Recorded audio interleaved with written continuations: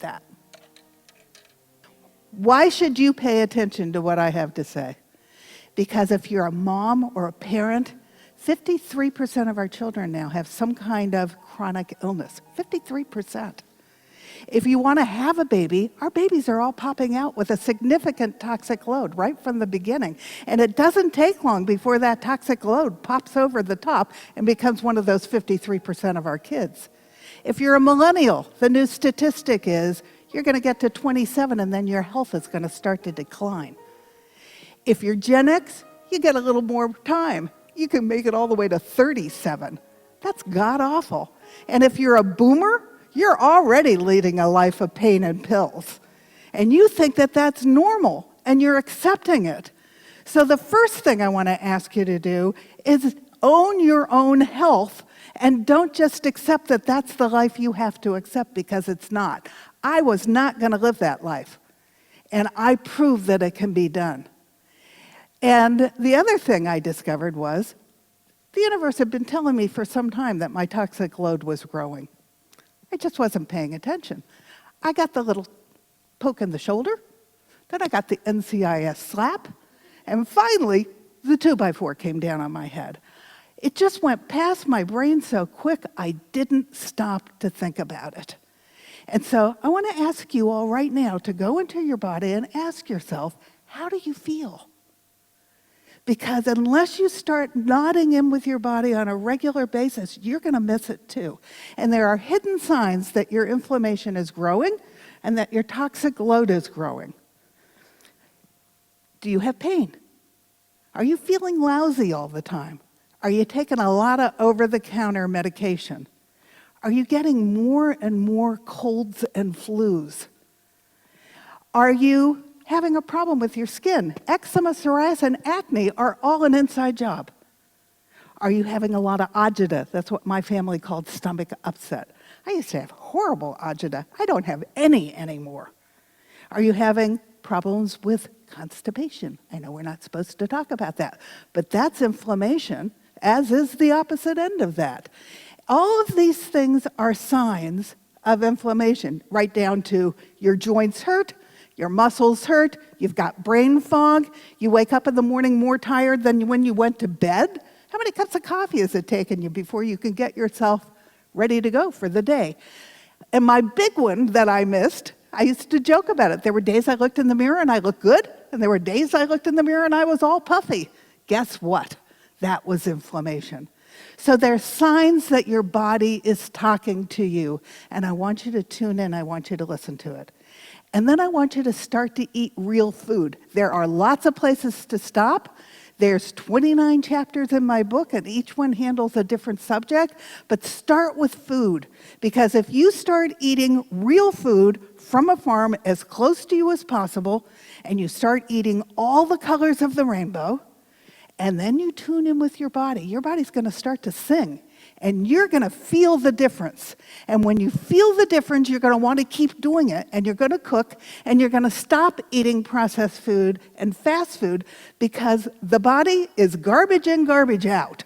So if you're eating all that crud and you're not eating real food, your body's going to yell at you.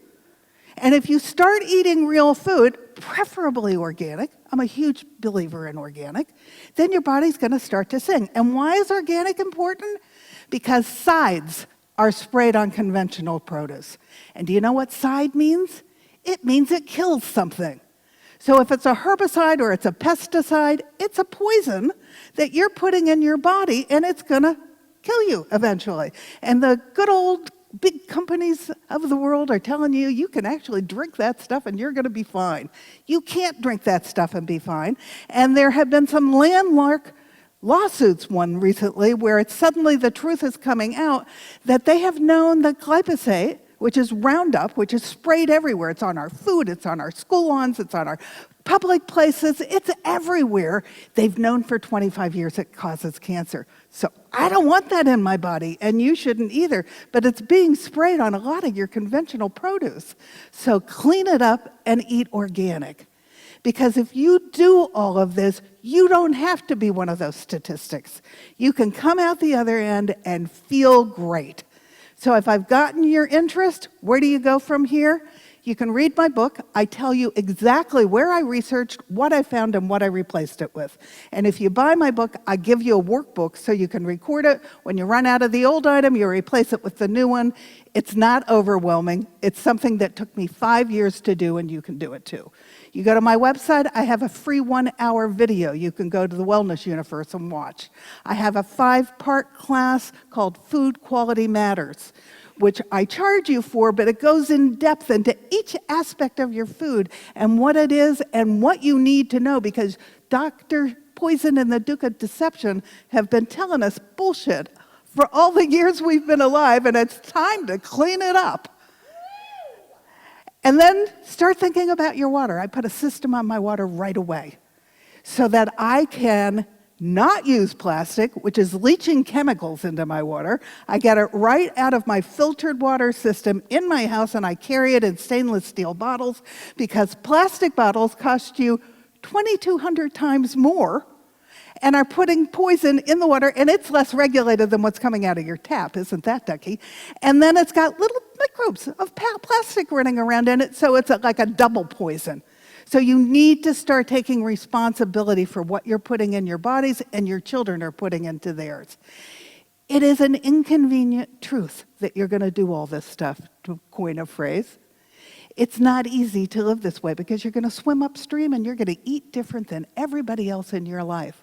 But it's doable, and I am living proof. You just have to plan a little different. And you have to call a restaurant and see how far they're willing to go to get your business. And trust me, they want your business. I have 18 food sensitivities. I am not easy to feed, but restaurants bend over backwards to try to be able to find something they can do for me.